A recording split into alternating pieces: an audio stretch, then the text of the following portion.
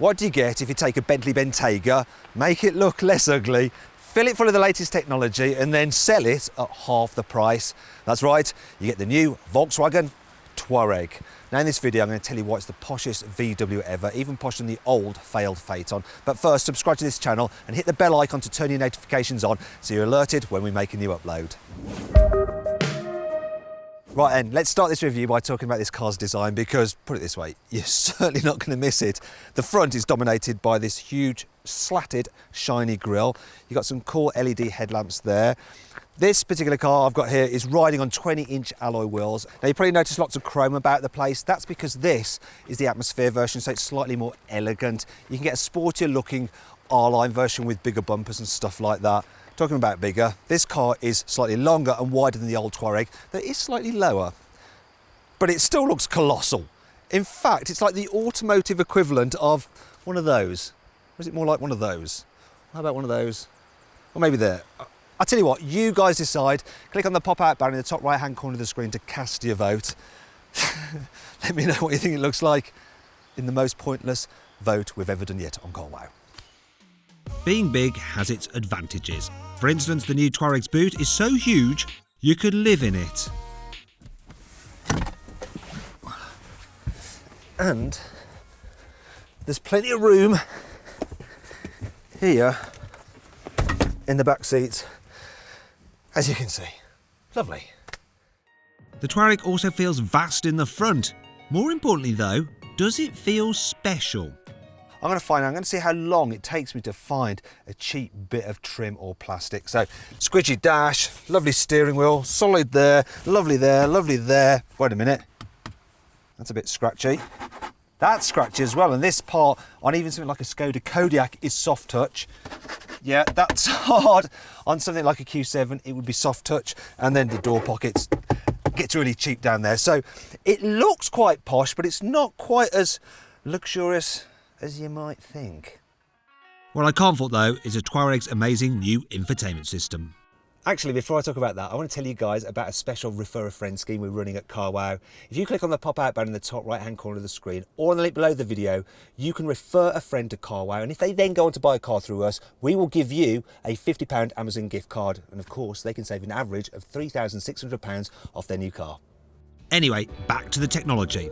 A massive central touchscreen controls most of the car's functions. It is a bit annoying you can only operate the climate control through it, as there's no normal physical buttons for the heating, but that's my only complaint. The display is bright, crisp, and as snappy as the latest tablets. The layout's clever, the home button intuitive, and the sat-nav just looks incredible. There's internet connectivity, news feeds, Apple CarPlay and Android Auto, and you can even vary the cabin lighting options, which is very de rigueur. As is the digital driving display, which has all the information you need right in front of you. Plus it's customisable and even available with a night vision function to help you see in the dark. Oh, and there's a heads-up display too. As for the price, well, the new Touareg starts from £49,000. And if you click on the pop-out banner in the top right-hand corner of the screen or on the link below the video, you can see how much you can save on one at carwow.com. Speaking of which, here are some other important numbers. This is how many kilos that the new Touareg is lighter than the old Touareg, but it still weighs over that many tonnes. That is the percent of the engine's performance that the permanent four-wheel drive system can send to the front wheels, and that's the percent that it can send to the rear wheels. This much is the amount in centimetres you can raise the car up on its air suspension for added ground clearance if you want to go off-roading. Meanwhile, this much is actually the amount you can lower it from the normal setting to make the car easier to load. Perfect if you've got a tired old dog. That is the car's wading depth in millimetres, which, for your information, is an increase of that over the old car. That much is the amount in tonnes that this car can tow. Perfect if you've got a caravan or maybe a horse box. In fact, the Touareg has always been popular with people who like to tow. So, time for a little challenge. Manoeuvring a car with a trailer can be an absolute nightmare, as I'll demonstrate now, because basically you have to turn the steering wheel in the opposite direction that you want the trailer to go. And I'm going to try and put this trailer into a little parking bay there, using my own brain. No, I'm going the wrong way already. So, this is going to be fun. No.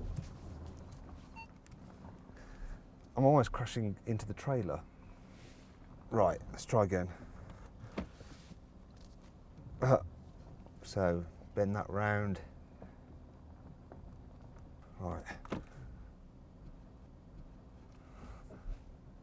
No, other way. Well, there we go. I've got it into the bay. I mean, it wasn't the easiest thing to do, and there's lots of toing and throwing, but I sort of did it to a fashion. But there's a way to do it much easier with this car, because it has something called trailer assist. And it does away with that whole kind of having to get your head round that you've got to turn right to make the trailer go left and vice versa, as I'll show you now. So, I'm out of the bay. Now I'm going to put it into reverse. Select trailer assist. And then using the controller for the side mirrors, I can actually turn the steering wheel and it'll turn in the way that my brain thinks it should turn. So left means left and right means right. So it's much easier. So I'm going to set up the angle that I want it to go, which I think is right to get it into that space. Maximum angle. Bring it round. The car's just doing it for me. And then pull back on the joystick to just fix the position of the trailer that it's in.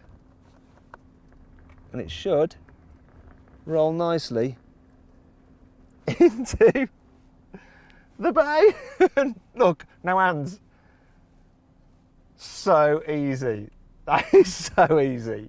I'm like a master HGV driver. There's something else which can help when manoeuvring this big thing. You can get the new Touareg with rear wheel steering, and that turns the back wheels in the opposite direction of the front wheels at low speeds, a bit like a forklift truck, and that makes this car very manoeuvrable. In fact, it has the same turning circle as a Golf when you've got the rear wheel steering fitted to it. That means you can just go round and round and round and round and round and round about. And when you want to steer a straighter course, the Touareg has that covered too.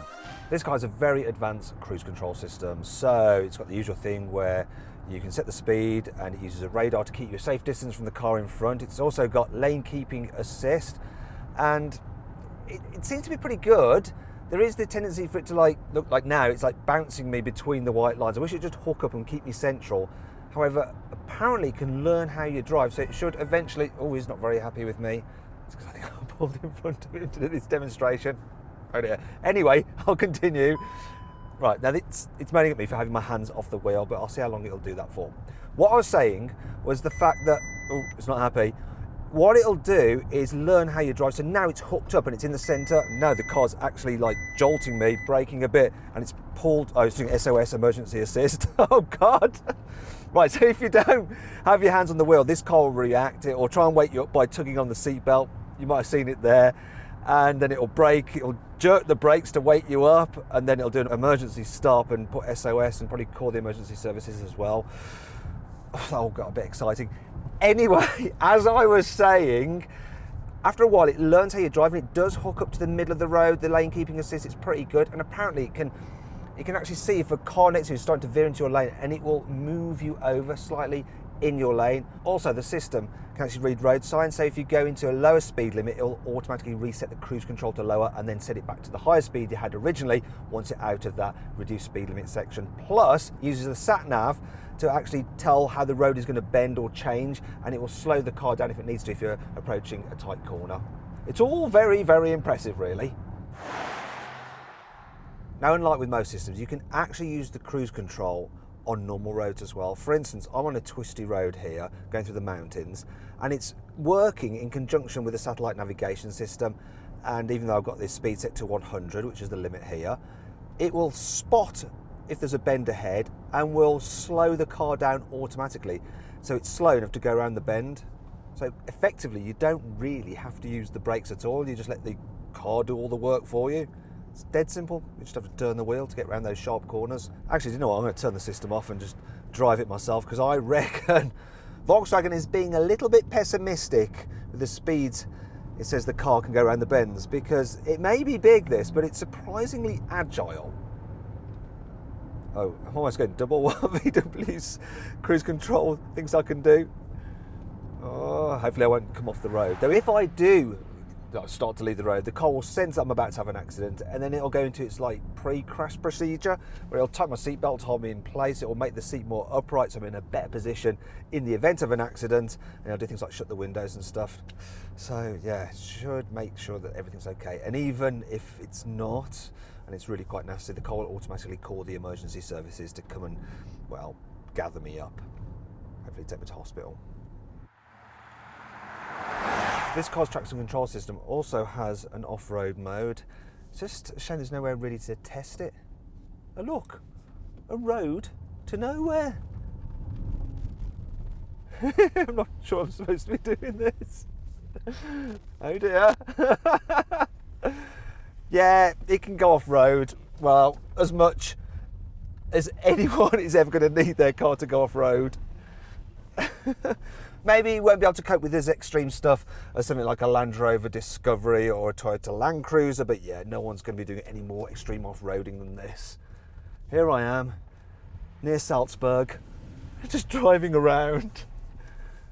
The hills are alive with the sound of music. Yeah, Salzburg is where the film The Sound of Music was filmed, FYI. That's enough of that. Looks like a man's coming after me. The hills are alive with the sound of music. So the rest of the driving experience, well, this car underneath the skin is pretty much identical to a Bentley Bentayga and an Audi Q7, so yeah, it's quiet, it's comfy, it's relaxing. It also has something called active anti-roll bars, and that basically stops the car leaning when you go through a corner. It's really good, actually. You know, cars like this can roll about quite a bit when you chuck them into a bend, but this stays pretty much flat. And then there's the engine. So this is the 3-litre V6 diesel. It's got 286 horsepower. It's got enough punch when you put your foot down, but when you do, makes a bit of a racket. And that gearbox, you might have seen then, it was a little bit slow to respond. I think the 3-litre diesel, the new one you can get from Mercedes, is better, and Mercedes 9-speed auto is better as well. You can get another version of this engine with less power. There'll be a 4-litre V8 diesel, a 3-litre V6 turbo petrol, and a hybrid. And so that's my camera just dropping down there. I'll just put it in my crotch. And finally then, yeah, well, I think I'm done actually. I've got nothing more to say on the matter. This drives really nicely. So then, what's my final verdict? Well, I must say I'm really impressed with this car. You know, it's spacious, it looks good, it's packed full of tech, it's very comfy, and it's lovely to drive. In fact, it makes you wonder why on earth a Bentley Bentayga costs twice as much. If you enjoyed this video, please like it, share it, and click on our logo to subscribe to this channel, on the video window to watch more content, or on the choose and buy box to see how much you can save on a new car at CarWow.